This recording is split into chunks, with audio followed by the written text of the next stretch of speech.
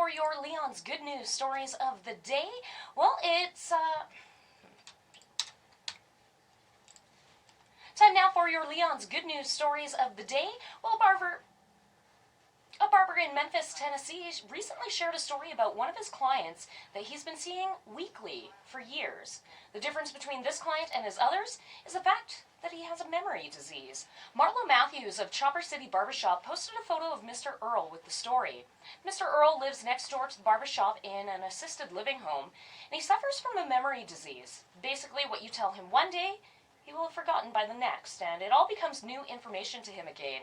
Mr. Earl's brother used to stop by the shop on a weekly basis and prepay for his brother's haircuts. Then Mr. Earl would come in for his haircut and ask Marlo if his brother had been in to pay or if he was in debt to the barber.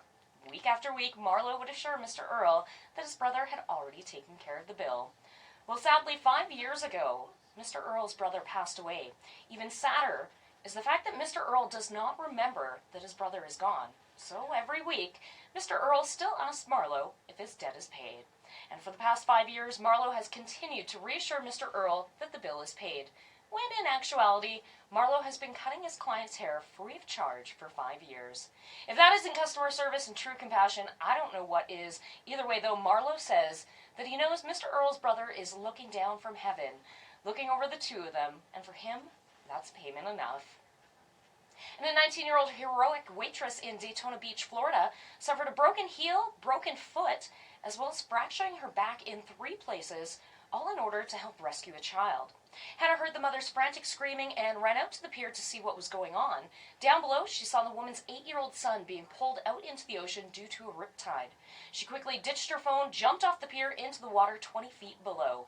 Now, unfortunately, she landed on a sandbar, causing back fractures and the broken feet, but that didn't stop her from pushing through the pain and trying her best to swim out to save the boy.